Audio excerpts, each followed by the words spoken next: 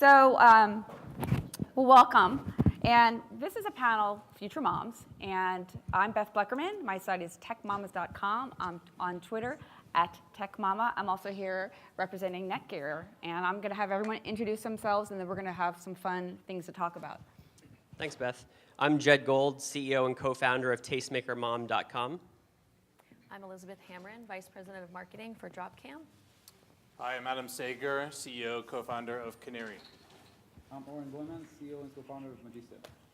Hi, John Hall, Senior Brand Manager on the Whirlpool brand. Great. So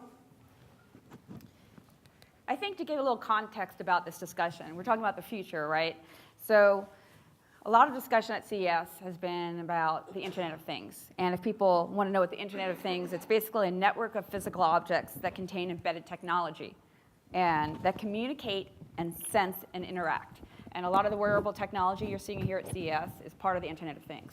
So, and some interesting statistics about that is in the Huffington Post, I found a quote from the Organization for Economic Cooperation and Development that by 2022, the average household with 2 teenage children will own roughly 50 Internet-controlled devices.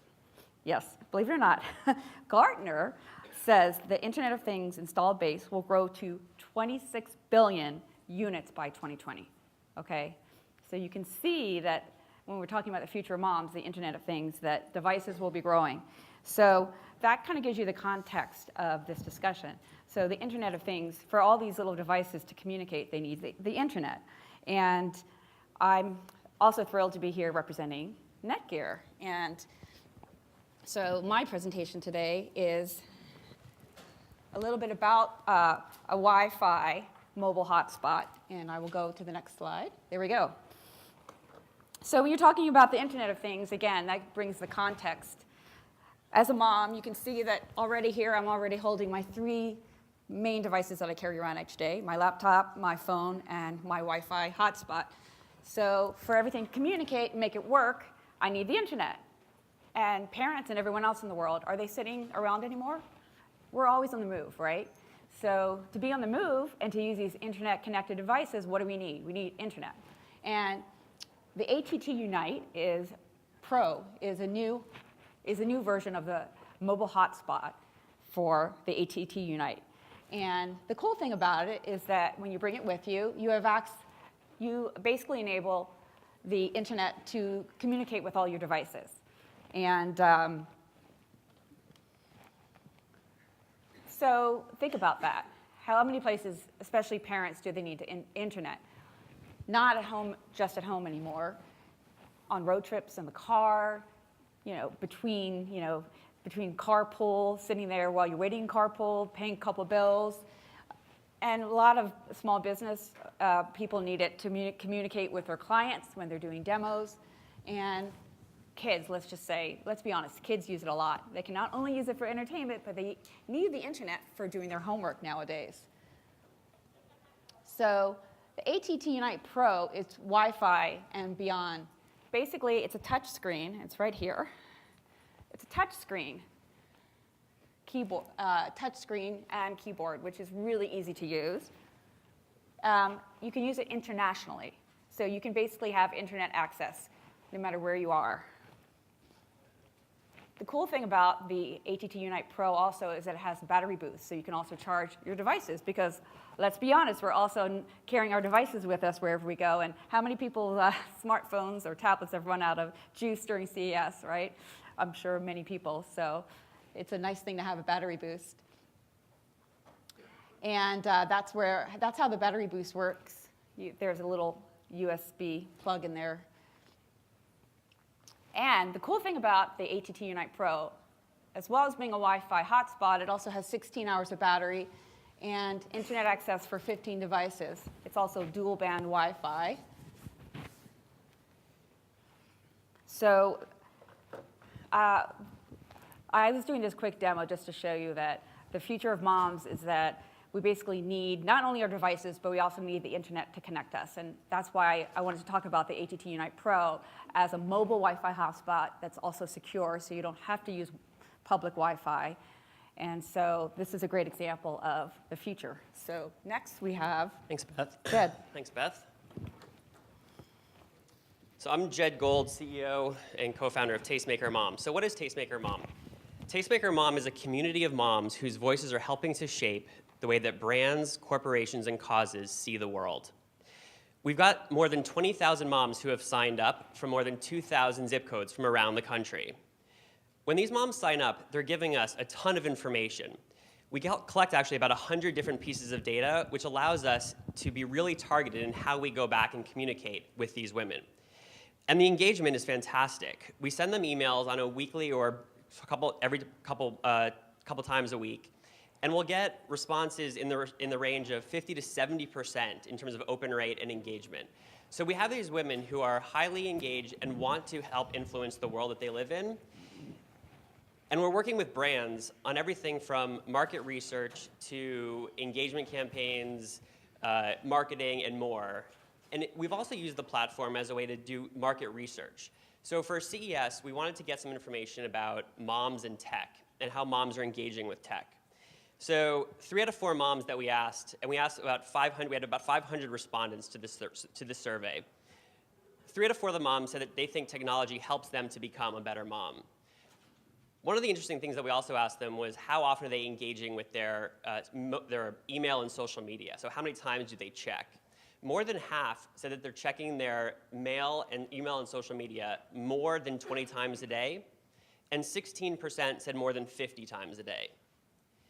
And moms love those mobile devices. 63% said they have more than 4 devices in their home, and after calling, texting, and taking pictures, the most commonly reported uses of their phones were social media, navigation, gaming, and fitness.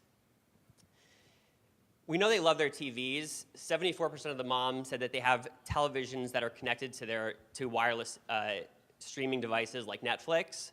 But if they had to choose, 72% told us they would pick their mobile phones over their TVs. And one of the things that we asked also was, when you leave your phone at home, does that make you happy? Do you feel, are you anxious about it? And 68% reported feelings of anxiety if they left their phone at home, which we thought was really interesting. About a third said they were happy about it, they could use the break, they appreciated it, but the rest sort of were pretty displeased and sort of on a variant ranging up to like really freaking out about not having their phone. So what are moms looking forward to next? They told us Ultra HD TVs, wearable fitness, and home remote controls. We did a ton of other research and have a lot of other information. If you're interested, I'm happy to share that with you after the fact, after this session. And if you want to check out Tastemaker Mom, you can go to tastemakermom.com, and the invite code to get in right now is influence. You can check that out. Thank you very much.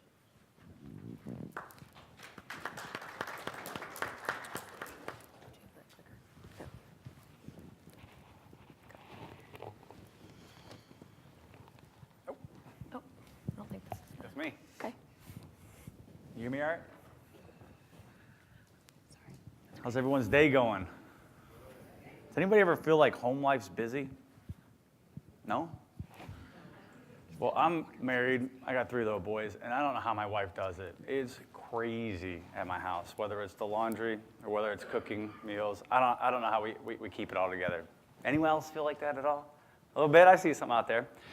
So, at the core, what Whirlpool is doing right now is we're trying to make that home life simpler. We know that our consumers are busy, they're overstretched, they're overscheduled, and we're trying to make it simpler for these families. So what we're seeing when we start thinking about the future of the home, we're seeing advanced appliances that are fully connected and customized to fit the needs of our consumers. And so let me go here first. What we're doing is we're building a vision of the future home, first on innovation. And when we think about innovation, we think about our products today sense and adapt to our consumer needs. In the future, we're developing products that will start to anticipate consumer needs before they even know that it is a need. We think that appliances have a perception of being cold. They're cold boxes. And we're starting to bring some expression to these boxes to give them some more warmth, some more life. So when you go into the laundry room, it just feels a little bit more warm, a little bit more lighthearted. And these are some front load laundries that we're displaying right now at the Venetian at our booth. And the third area that we're building kind of the home of the future is all around connection. We're seeing a ton of connection here at CES this year. For Whirlpool, connection is the opportunity to merge both your social life with functional needs within the home. So we're at the Venetian right now. We're showcasing a couple products that ladder up to these pillars. The first one that's getting a ton of buzz right now is this interactive cooktop. So the idea is that mom can cook kind of anytime, anywhere on this surface. And today, she may have a cookbook on the side. She may trying in her head to manage who's coming to dinner. She may be trying to understand what's in the fridge, what's in my inventory. She may be wanting to know what's on the weather as she's preparing her meal. And what this cooktop does is it brings it all together right on the cooktop so that the thoughts that are in her head and kind of making it feel like a chore or a task are no longer there, and she can it's kind of a command center, and it makes it a lot easier for her, and she can then spend more of those critical moments in that meal prep with the family and friends that are around her. We've got that on display at the Venetian right now. We're also showcasing an audio system. We've through partnership with Hamren, we've got an audio system where the audio will read recipes to mom as she's cooking, or else she's just playing some music and creating some nice ambiance in the room. You can see the Duets designs up here, these laundry, but we're bringing design to microwaves to give it that personal touch, a personal style. And then lastly, we're showcasing, obviously, a fully connected home appliance, or fully connected appliances that enable efficient inventory management. Wouldn't you like to know what was in your refrigerator when you're at the grocery store?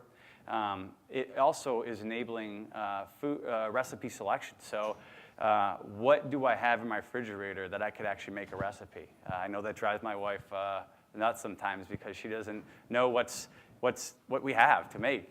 And while the refrigerator is talking to the dishwasher, or excuse me, not the dishwasher, the cooktop that's starting to prepare through a scan-to-cook method what the right temperatures that we need to make sure that product, whether it's a pizza or whatever, is cooked perfectly.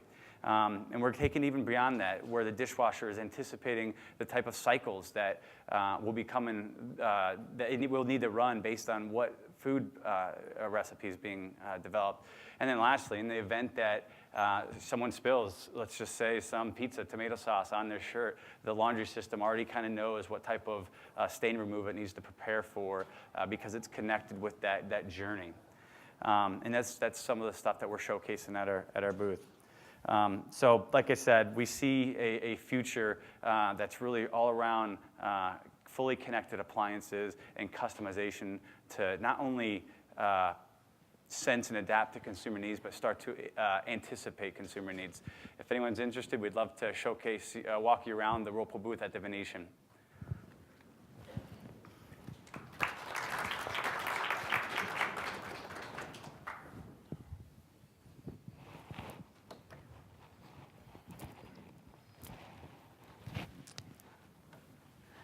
So Dropcam was designed to answer a really simple question, which is what goes on at home when I'm not there? And this is a great question for moms, especially working moms like me, because I can look at my Dropcam and see exactly what's happening when. So Dropcam is a Wi-Fi monitoring camera and a cloud service for your home. And there's really three things that make it different from the variety of cameras and products that have already been out there. One is it was designed with the consumer in mind and being incredibly easy to set up. IP cameras have been around forever, home monitoring cameras. We took that experience and made it less than 2 minutes to get onto your home Wi-Fi network. All you need to know is your Wi-Fi password. You don't have to understand port forwarding. You don't have to understand home networking. The second thing we brought was great HD quality video. So you're familiar with surveillance cameras, you see these grainy images, poor color, poor performance in low light, and we brought incredibly rich HD, full HD 720p video to home monitoring. And the third and probably most important thing is our cloud service. So we were thinking about this drop cam as a service, not just a hardware product. So it's our camera on one end, our cloud service in the middle, and then our apps and devices that allow you to access your home from anywhere. So from your iOS device, from your Android, from your tablet, from any web browser. So we really allow you to connect to your home from anywhere. And in addition to just providing live video streaming, we also have alerts that let you know when something interesting or important happened. So you'll get a motion alert, like, oh, there was motion in your family room, today at 12:42 p.m. From your smartphone, you can go and look and see exactly what happened. As part of DropCam, in addition to the live streaming, which is included with the camera, we also have an optional cloud recording service. So you can record up to 30 days of complete video. So you can go back and see what happened yesterday, what happened today. And lots of interesting things happen when you have access to that. So everything from, unfortunately, people catching burglars, but to people catching their baby's first steps, to seeing, funny things that their dog does. So there's really a whole host of things that, that families, and in particular moms, now have access to with DropCam. In terms of where we see this going, DropCam is actually the biggest inbound video service on the web. We process more video per minute than YouTube by an order of magnitude. So we're processing a massive amount of video data, petabytes every month. And one of the areas that we're investing in is video analysis. So I have these, either 7 or 30 days of video. And now we can help people go back and find things that they might want to save that they can store as clips. I actually did just happen to catch my daughter's first steps on DropCam. We were home over Christmas, and I realized like 2 days later that after she'd started walking that it was actually on the DropCam. So I was able to go back, find the clip, and then I have that forever without having me to be behind the camera or go get it. You're able to capture a bunch of these moments that you wouldn't normally get without actively using a video camera. One of the big areas of focus for us, like I mentioned, is doing video analysis and making your video more useful to you. So we have a new feature called activity recognition. We have a machine learning team that is looking at the video and trying to group together like activities. DropCam has an incredibly wide field of view. It's a full 130 degrees, so you can really see your whole room. So lots of different things happen. You might have your garage, your door to your garage. You might have your TV area. You might have a door out to your patio. So we can group together activities that are similar and indicate them on your timeline with colors. So then I can say, really only show me or notify me of activities like near my garage door, not in the kitchen where my kids are playing. And so we're continuing to invest in those kinds of technologies to make that video stream much more useful. Right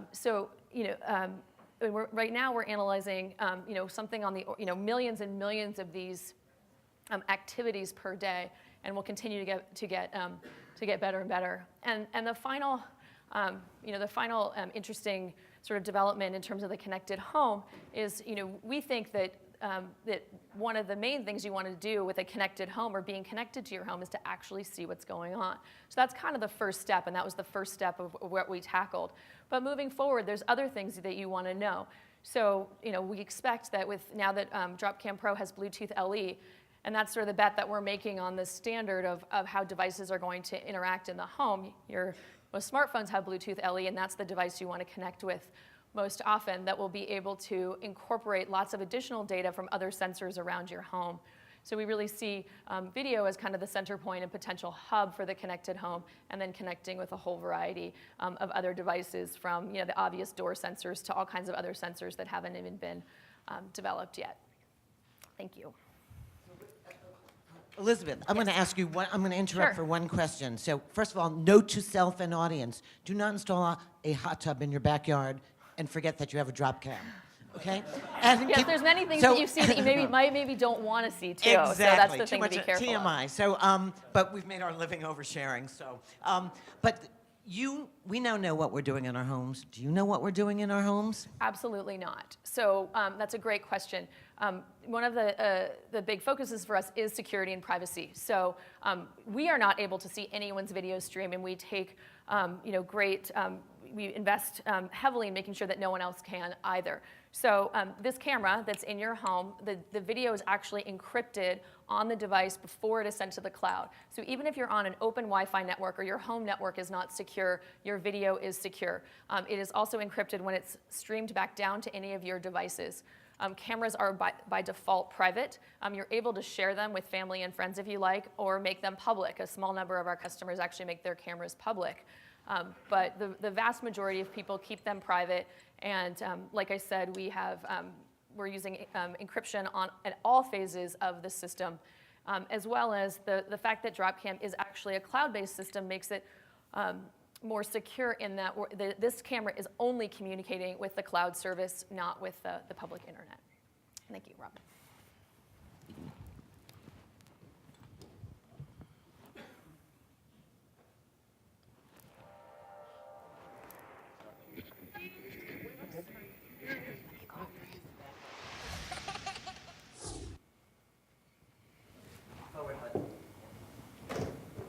Hi, I'm Oren Boinman from Magisto.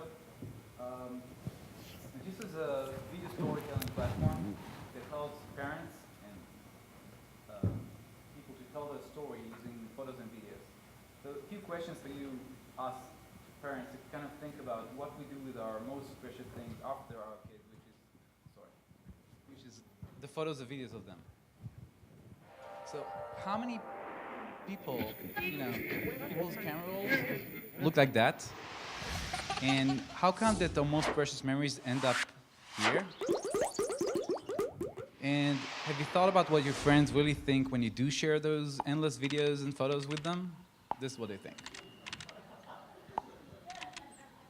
So that's not going to change, not easily. And that's why we, in order to change that, we have to do something with the raw footage. No one wants to consume raw footage.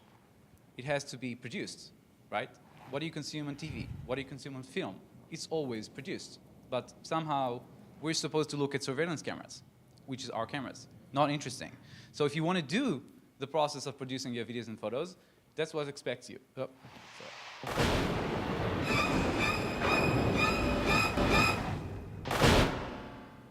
That's what it means to tell a story. So, you might do it once, and that's going to be a one-time experience.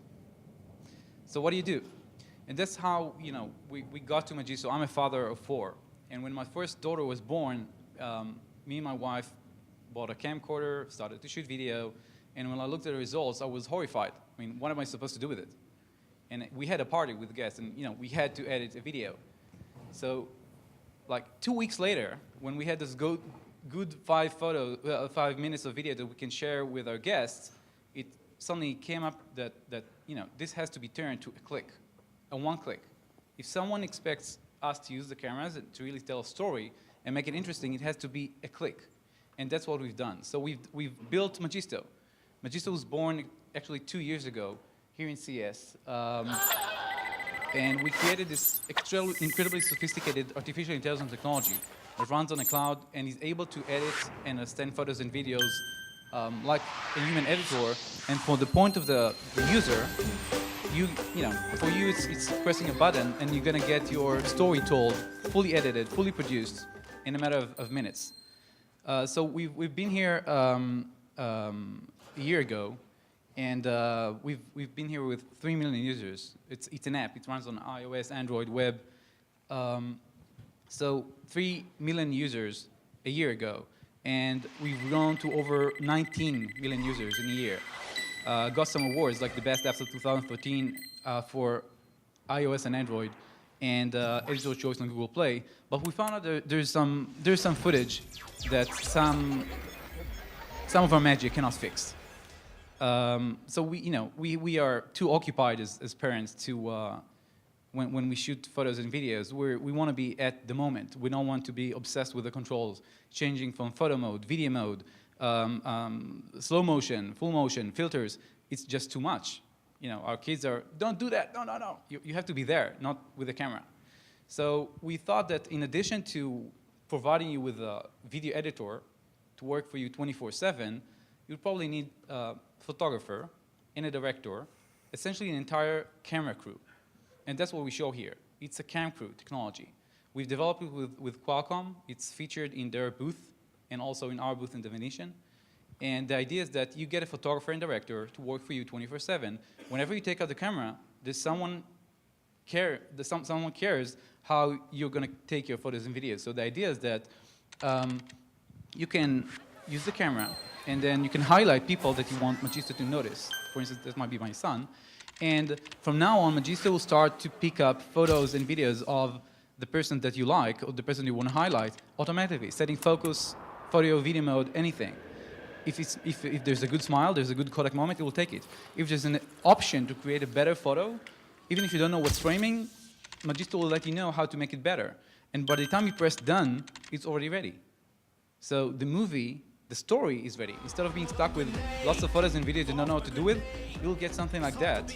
You can share it in a click, privately, publicly, Facebook, YouTube, email, however you want. So the idea is that we want to turn the problem of being stuck with this tons of footage that we don't know what to do with, this pile of footage. We talk about billions of life experience per day, billions. And what do you do with it? So we want to turn it into gifts. It's the gift of sharing life experiences. And you can do it in a click. Thank you.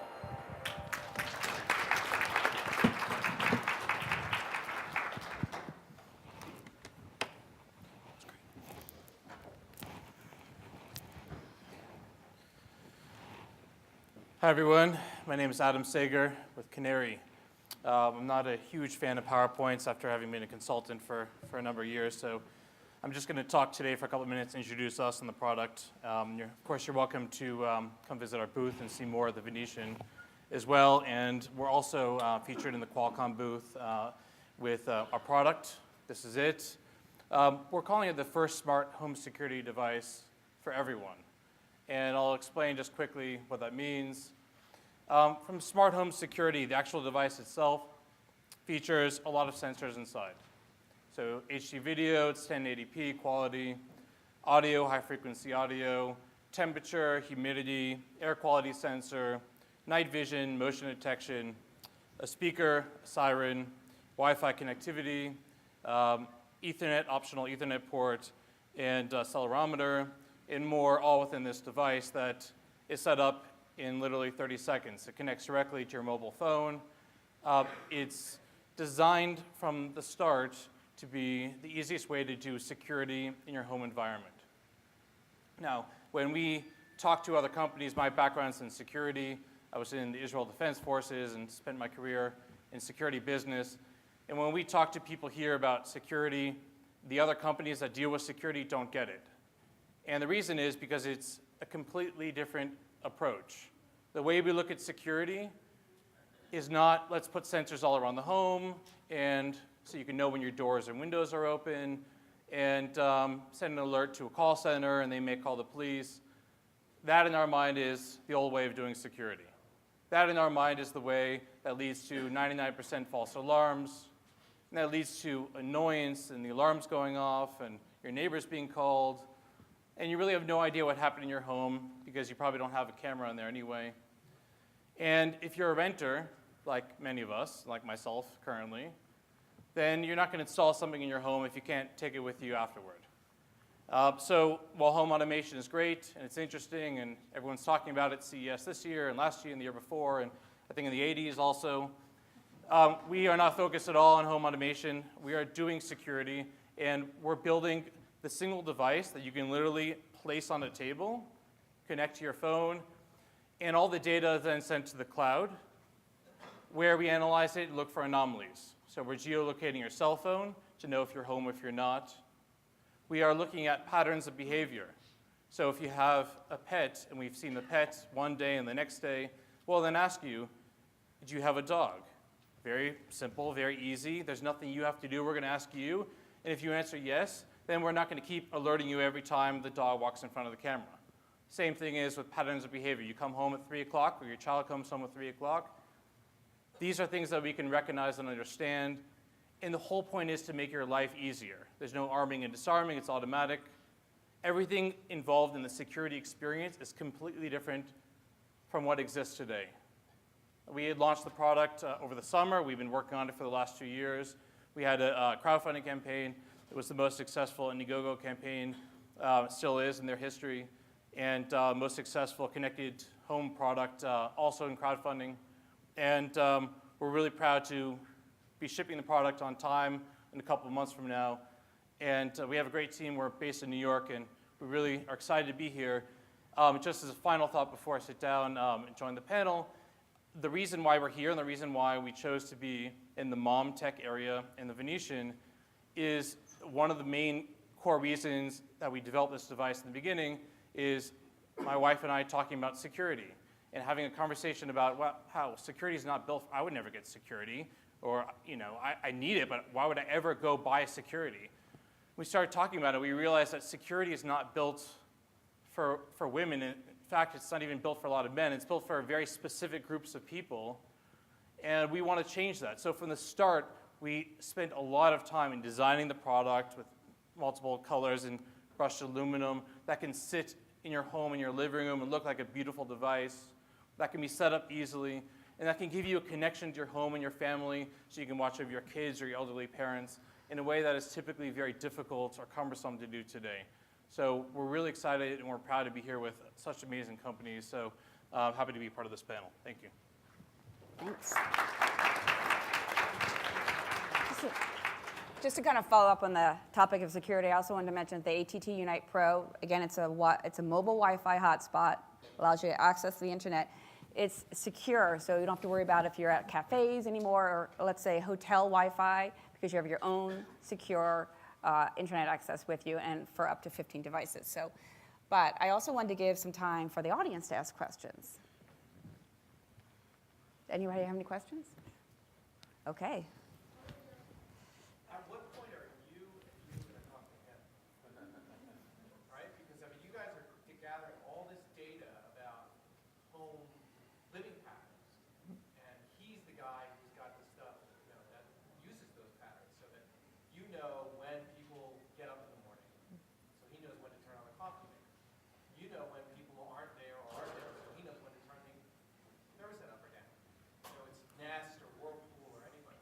So I'll quickly answer that. From our perspective, we sold tens, thousands of products in our short time that we've been around, and we've asked thousands of people about home automation, who they want to connect to, and a very, very, very small percentage of them actually cared. Our customers, I'm not saying other people don't, but our customers aren't focused on home automation. They're very focused on solving this problem of security. How do I know who's in my home and who's not in my home? So from our perspective, we're enabling our product to do that perhaps in the future, but at this current time, it's something that we're not focused on, and maybe down the road that might be an interest for us. I would say as we will look at the universe of devices that are important to people and look at how our customers want to integrate with them. And so when we start to see, that a big percentage of our customers have these devices, which hopefully they will, then it'll make sense for us, to your point, to look at, actually these products are better working together. And I think that, we, similar to what Adam said, are focused on what is the problem that we're solving today. But the problems today, we can very rarely predict, in some cases, the problems or the opportunities tomorrow. So I think what people say they want today, if you ask people in the BlackBerry era, are you going to buy a smartphone that doesn't have a keyboard? They would have said, no way. But, look at the iPhone. So things change as new products come in, and in this case, come into the home, so we'll look at integrating with the ones that are important, that will improve the DropCam experience by being a part of it. Yeah, I would just say that that's one of the big things that we're excited about here at CES is we're trying to connect those dots right now. And as we're showcasing some of the kind of the plans that we have for the future, we're also having those type of conversations that you're talking about. Because once those dots are connected, that home life will become a lot more simple, a lot more efficient for mom.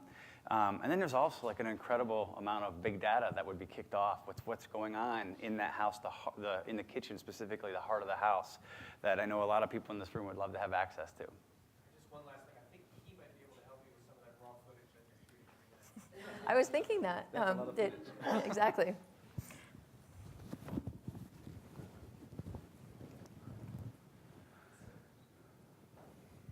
I'm going to ask a related question. I'm less concerned about your products working together, but I would be really interested in managing, having a control that I can manage all of them from one place instead of going to 6 different dashboards or apps. How do you plan to address that? For me specifically? It's an issue that is going to, I mean, you have a security solution. I like it. I like Nest. I like Dropcam. Am I going to 6 different apps to control all these home automation solutions?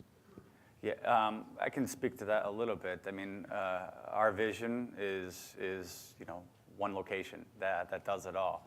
And we've got specifically appliances sitting in the right part of the home to get that will really kind of help that home life become simpler.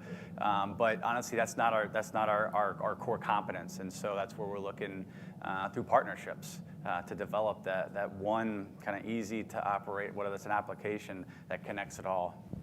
I got to jump in for a minute. So actually on the show floor, you'll see a company called Revolve, and they have a universal remote to tie your TiVo and your Nest and all your other things. There are a number of companies trying to do that. If you remember the era of universal remotes for your entertainment, I call these the divorce makers. Because you've never not had a fight over, all I wanted to do was watch the program, honey. So you're seeing that in the home now, but it will get there where you'll have one universal device to control your devices. And eventually, we talked about this morning on kids, as Bluetooth devices talk to themselves rather than just to you, they'll just talk to each other. And if the best example of that is down at the Venetian show floor in the Google car that drove itself here. When you look at it, that's a bunch of devices talking to each other. It's LiDAR and radar and cameras and sensors, and they got here just fine without us. So that's a little frightening, but you can see it. But then I would argue about your question, it's when it comes to, you look for this kind of new Internet of Things talking to each other. Think about your smartphone. How many apps do you have? How many apps do you have only for photography right now? So I don't think that's not going to happen ever.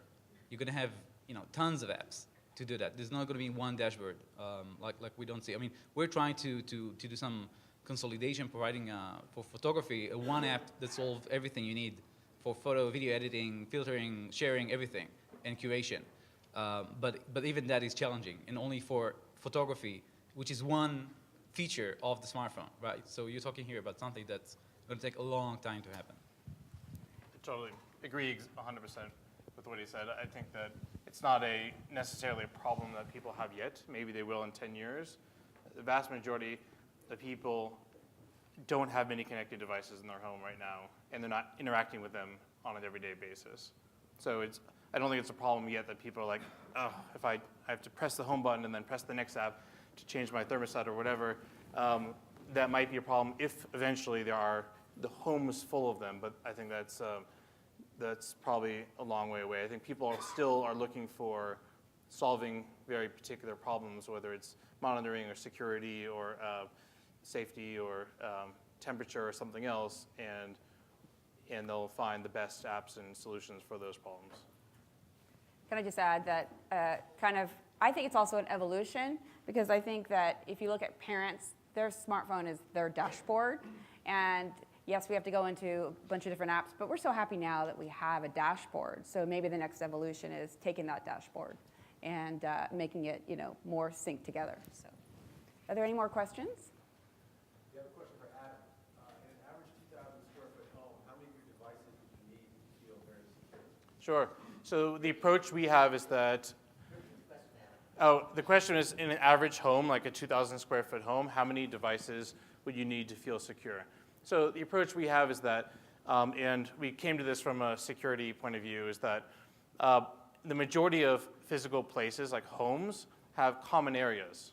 And so if you're in an apartment, most apartments, 1, 2, 3 bedroom apartments, have one common area. And you probably would just need one device, put it in that common area, has a wide angle lens, can see, hear, or feel what's going on around, and that would be enough.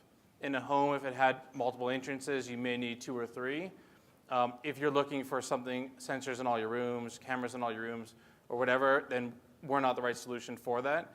And we think that that's probably not right for most people anyway. Most people want a very good sense of, is my house safe? Are the people that in there supposed to be in there, the bad people out?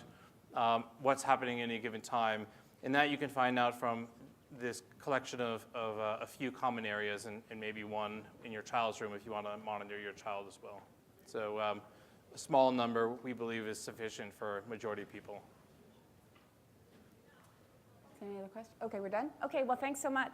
We're done. Thank you.